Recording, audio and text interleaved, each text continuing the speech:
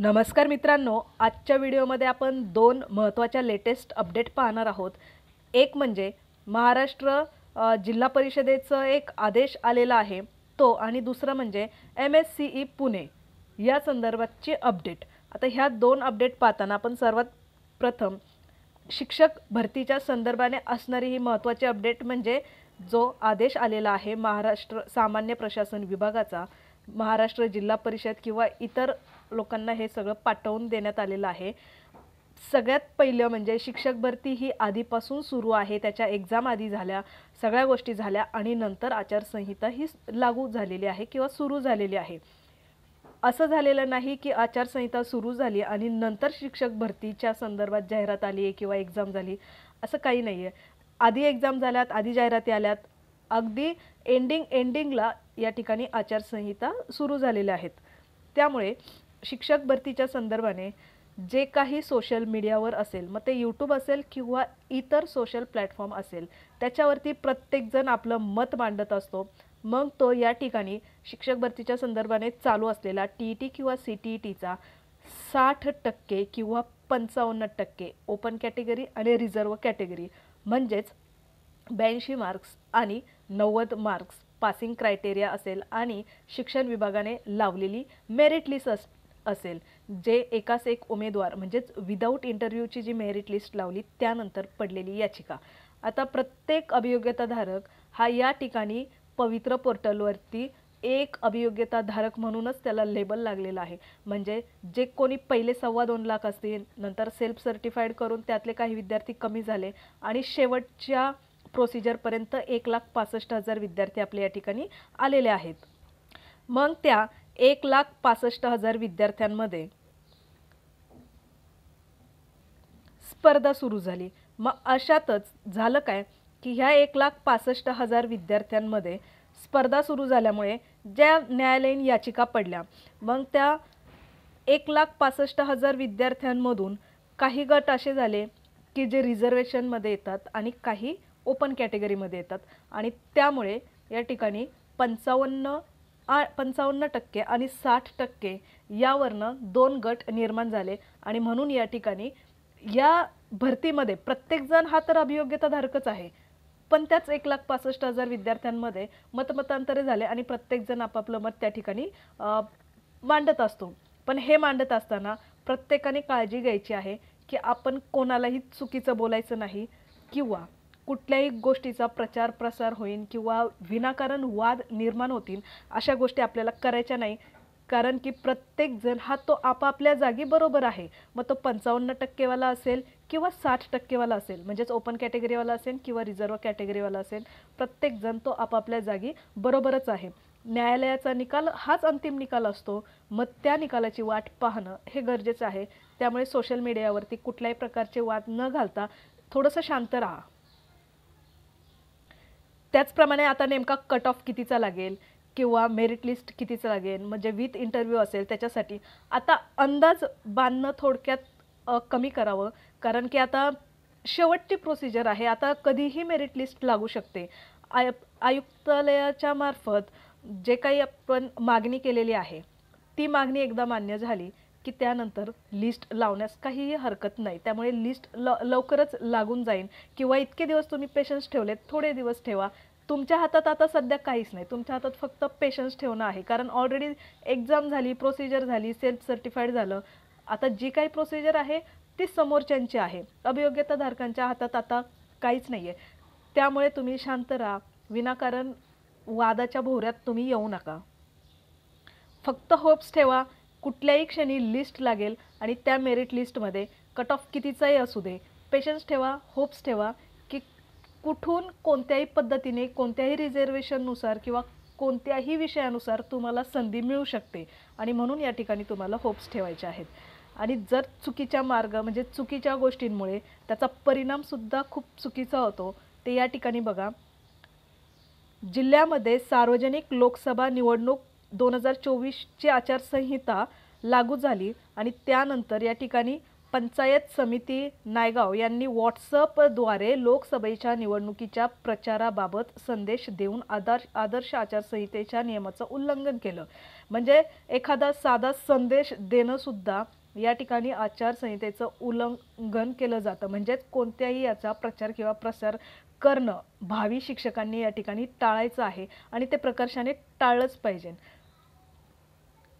महाराष्ट्र जिल्हा परिषद जिल्हा सेवा नियम 1967 मधील कलम 3 आणि 4 चा भंग केल्याचे या ठिकाणी स्पष्ट होत आहे. आणि म्हणून या ठिकाणी आदेश निर्गमनापासून जिल्हा परिषद सेवेतून निलंबित करण्यात येत आहे. निलंबन काळात संबंधिताचे मुख्यालय पंचायत समिती माहूर हे राहील.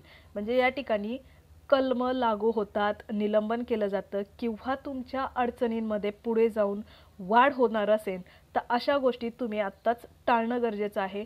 कारण यातून जर साध्य काहीच होणार नाही तर मग ह्या गोष्टी सोशल मीडियावरती टाळल्याच गेल्या पाहिजे.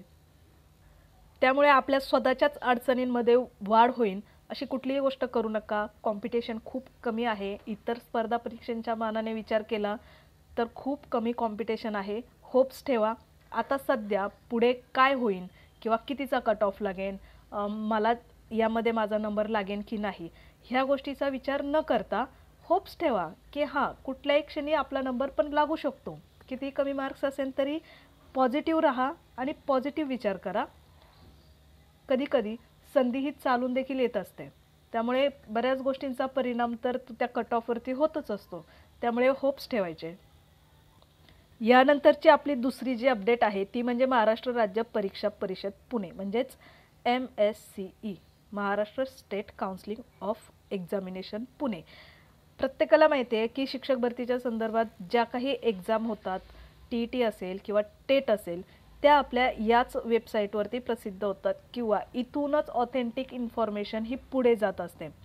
जसं शिक्षक भरतीच्या संदर्भाने प्रेस नोट्सशी संबंधित किंवा मेरिट लिस्ट आपण कन्फर्मेशन जसं पवित्र पोर्टलच्या ऑफिशियल वेबसाईटवरती बघतो, तसं TET असेल किंवा टेट असेल किंवा एखादे प्रसिद्धीपत्रक असेल ते आपण या वेबसाईटवर येऊन पाहत असतो. तर ही जी वेबसाईट आहे यामध्ये जी रिक्रुटमेंट आहे, काही जागा भरायच्या आहेत, तर ज्यांना शक्य आहे, ज्यांना यामध्ये शक्य आहे किंवा ज्यांना यामध्ये इंटरेस्ट आहे त्यांनी या ठिकाणी ॲप्लिकेशन करू शकतात. तर जी रिक्रुटमेंट आहे ती आपण पाहूया. यामध्ये ज्या काही रिक्त जागा आहे, शिक्षण आयुक्तालय राज्य स्तरावरील कार्यालयीन पदे भरतीमध्ये 2023च्या परीक्षेचे ऑनलाईन पद्धतीने आयोजन करण्यात येणार असून यासाठी ऑनलाईन प्रणालीद्वारे अर्ज मागवण्यात येत आहेत.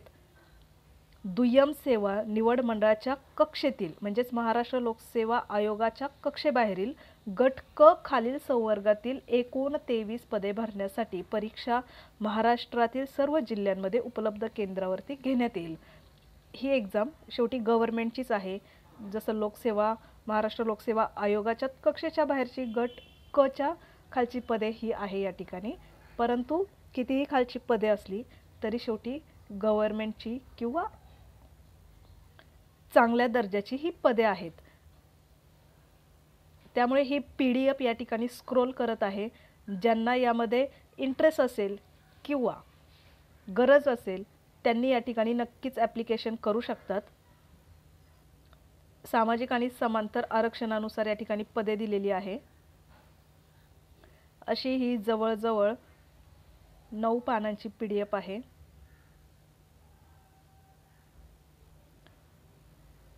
हे तिसरं पेज.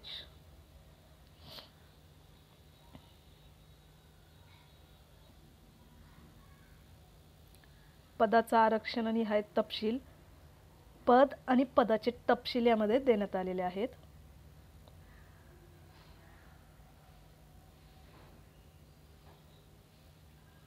त्याचप्रमाणे कोणत्याही सरळ सेवा पदभरती बघितल्या तरी उमेदवार हा महाराष्ट्राचा रहिवासी असणं म्हणजे त्या पात्रतेचे निकष काय काय आहेत आणि कोणते निकष यामध्ये लावलेले आहेत ते यामध्ये देण्यात आलेलं आहे.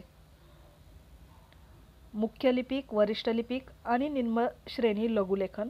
आता मगाशी वरती जे पाहिले 3 पेजवरती ते या ठिकाणी एकत्रित देण्यात आलेलं आहे. शैक्षणिक आणि व्यावसायिक पात्रता, त्याचप्रमाणे याला अभ्यासक्रम नेमका काय असणार आहे, सेम आहे मराठी इंग्रजी सामान्य ज्ञान बौद्धिक चाचणी आणि एकूण गुण 200 गुणांची प्रश्नपत्रिका क्वेश्चन असेल आणि 200 प्रश्न असतील आणि 200 गुण असतील. कम्प्युटर बेस म्हणजेच IBPS पकडून चालायचं. यामध्ये एखादी एक्झामच जेव्हा ऑनलाईन असते तेव्हा आपल्याकडे TCS किंवा IBPS ह्या दोन कंपन्यांच्या मार्फत घेतली जाते, त्यामुळे त्या दोन्हींपैकी एक कंपनी या ठिकाणी एक्झाम कंडक्ट करते. सगळी प्रोसिजर ही ऑनलाईनच पद्धतीने असेल आणि पुढे आरक्षण आणि त्याच्यात तरतुदी देखील देण्यात आलेल्या आहेत. त्याचप्रमाणे नॉन क्रिमिलेअर EWS त्याचा पुरावा, बाकी सगळ्या गोष्टी वैध असणारे प्रमाणपत्र. काही ठिकाणी सरळ सेवा पदभरतीमध्ये ज्यांना प्रश्न पडलेले असतात की नॉन क्रिमिलेअर म्हणजेच NCL EWS वाल्यांना लागतं का, तर 8.6 नंबरच्या मुद्द्यामध्ये ते देखील ऑब्लिकनेस दाखवलेलं आहे, त्यामुळे तुमचा डाऊट या ठिकाणी ऑटोमॅटिकच क्लिअर होतात. क्रायटेरिया माजी सैनिक, आरक्षण, दिव्यांग, पदवीधर, अंशकालीन, प्रकल्पग्रस्त असेल, भूकंपग्रस्त असेल आणि निवड प्रक्रिया कशा प्रकारे होईल. उमेदवाराने अर्ज केलेला अथवा विहित अर्हता धारण केलेला, त्याचे caste certificate, validity certificate, online अर्ज करण्याची पद्धत, फोटो साईज, स्वाक्षरी. त्याचप्रमाणे जे काही आपल्याला ॲप्लिकेशन भरताना ऑनलाईन प्रोसिजर होती टेटच्या एक्झामच्या वेळेस, सेम तीच प्रोसिजर या ठिकाणी आहे. परीक्षेचे शुल्क देण्यात आलेले आहे. आता याच्या खाली अर्जाचा कालावधी वगैरे देण्यात आलेला आहे, परंतु अजून ती लिंक चालू झालेली नाही. यामध्ये देण्यात आलेली आहे परंतु अजून लिंक चालू झालेली नाही, पण ती आता चालू होईल, ॲक्टिव्ह होऊ शकते कोणत्याही क्षणी. त्यानंतर जिल्हा परीक्षा केंद्र कसे निवडायचे, ॲटलिस्ट 3 तर केंद्र निवडावेच लागतात. नंतर प्रवेशपत्र आणि परीक्षेस काय घेऊन जायचं आणि काय घेऊन नाही जायचं ते या ठिकाणी देण्यात आलेलं आहे.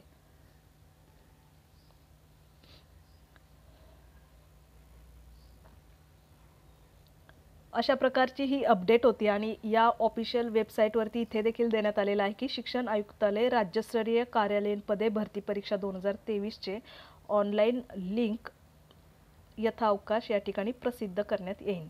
याच वेबसाईटवरती तुम्हाला ऑथेंटिक इन्फॉर्मेशन जी असते ती मिळत जात असते.